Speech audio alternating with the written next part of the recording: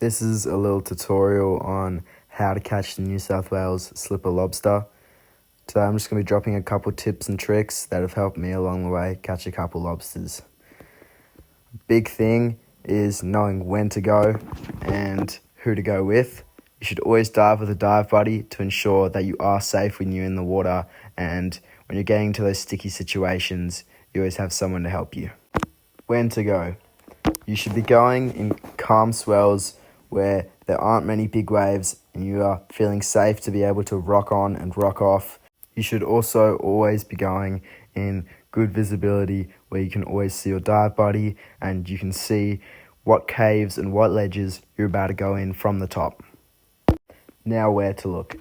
Unlike the eastern rock lobster, you're not looking in seaweedy, cungy areas with big holes. You're looking in more those tight crevices with lots of sea sponge, lots of coral and lots of reef. These lobsters also always like to wedge themselves into the tightest little cracks where they can really hold on. This means you should be looking for small, narrow ledges with cracks in the top where they can really wedge themselves in. Here in this video, I've now found my first slipper lobster. I've seen him in the back and I've gone for the grab. The best way in this position is to pin him up onto the roof and hold him for the grab. But here is a perfect example of what not to do. As I wasn't wearing gloves, I didn't have a great grip on him and I lost him and he slipped straight back into his hole, even deeper. So I've gone and wedged my whole arm in there, in between these sea urchins and all those little barnacles on the top, which can really hurt if you're not wearing gloves. That's why I always recommend wearing gloves. I have managed to grab him. Here is my second little hole. I found a lobster in here before and I've gone to check it and bam, lucky again. In the exact same spot, I found another slipper lobster, wedged up in the back, all camouflaged. As these lobsters don't move particularly fast, you can always go back up to the top after you've spotted one and think about how you're going to approach it. It's very important not to rush these kind of things. Go back up to the top, get a good breathe up, and go for the grab. As here, I've spotted another one. I've gone back down, I've pressed record, and I'm going to go have a look. I see this particular one isn't very grabbable as it has a couple sea urchins around it, and with me forgetting my gloves again, I'm not going to be able to just punch through them and go for the grab. So I've gone here and I've gently moved one away so I can see him better. I've gone in for the grab and I've got him. I wrestle him out and I bring him back up to the top. Always remember to have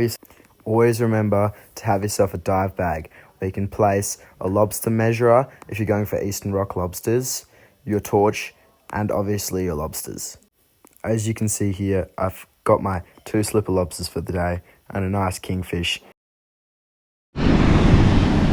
Oh, that's what you get for not wearing gloves. 2 nice, oh God, 2 nice eggless slipper lobsters. Right, he doesn't want to let go. Nice. A nice little kingfish. Haven't measured him yet. I reckon he's about 68 maybe. It's a good dive.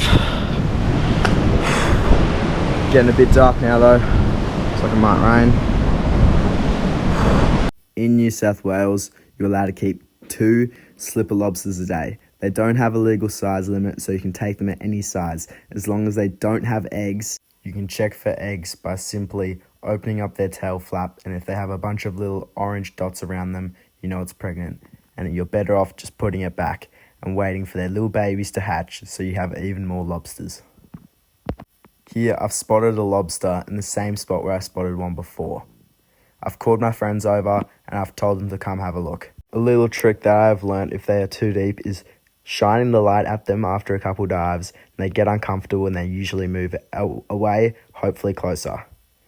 In this clip here, I found one, a nice sized one, just stuck on the roof. I've gone for the grab, I've pinned him up to the top, and I've pulled him out.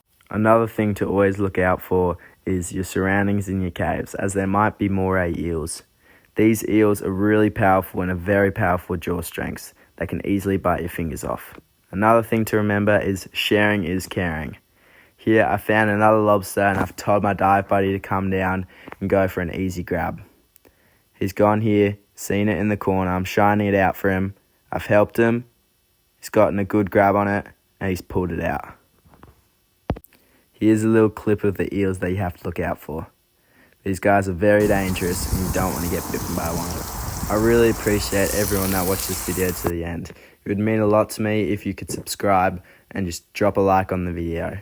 And if there are any video requests such as Eastern rock lobster tutorial, maybe a couple kingfish tutorials, or just any spearfishing montages, remember to just drop something down in the comments and I'll make sure to reply.